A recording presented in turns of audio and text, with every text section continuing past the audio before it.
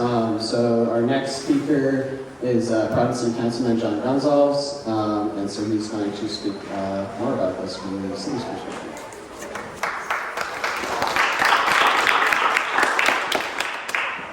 Thank you all for being here. Before I begin, I want to say thank you to the Students for Educational Equity at Brown, housing opportunities for people everywhere also at Brown. I'd like to thank Representative Morales and also co-sponsors at the Senate side, Senator Mack, for their leadership in finding innovative ways to compel large tax-exempt institutions to contribute more to the municipalities that their institutions and students benefit from.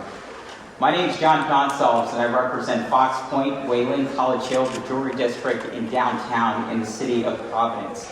On the east side and all across the city, people have been impacted by rising property taxes, rising property valuations, while our tax-exempt universities and colleges continue to expand their footprint and continue to take properties off our tax rolls while utilizing city services.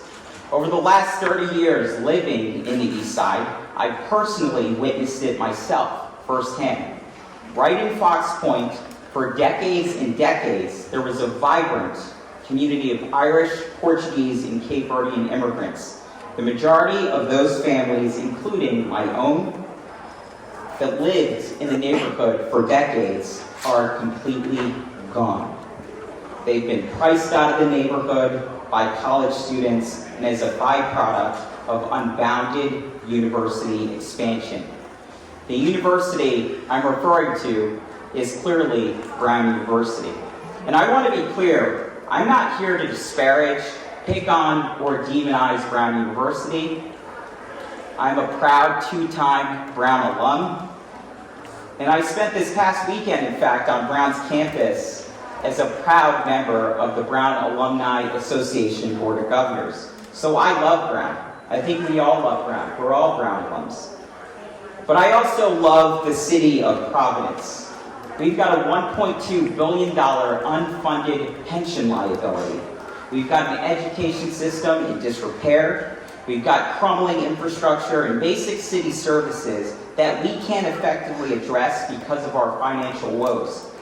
And as so many of us know, and as Brett Morales mentioned, if Brown, for example, was not tax exempt, that would generate nearly $49 million to the city coffers every single year. If we think about other colleges and universities, Providence College, for example, that's $16.2 million, Johnson & Wales almost $13 million, and that would support our people, improve our quality of life, fix our roads, and alleviate some of the burden that is falling on the residents in the city of Providence. If you think about our district, 02903 and 02906, that accounts for about 40% of the non-owner occupied and owner occupied tax burden in the city. The revenue has to come from somewhere.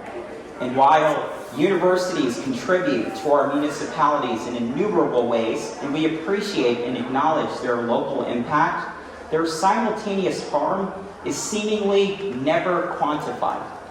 Their challenging impacts on quality of life, their strains and demands on limited city services, their demolition of historic housing stock, their impact on rising rents and property taxes, their displacement and gentrification of neighborhoods like Fox Point. The symbiotic relationship between municipalities and tax-exempt institutions is constantly evolving, and as their endowment values grow, it is critical that they contribute further to their local communities.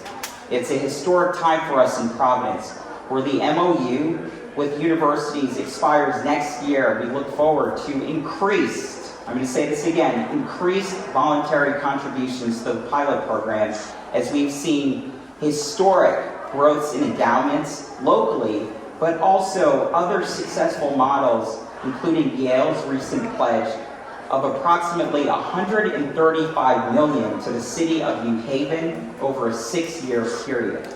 Bottom line, this is sparking the conversation, discourse and dialogue for tangible, sustainable, and financially prudent conversations to support growth in the local economy here in Providence. The question is, will we let university lobbyists win out, or will policymakers have the courage and the political will to alleviate the overwhelming burden that the current taxpayer is experiencing?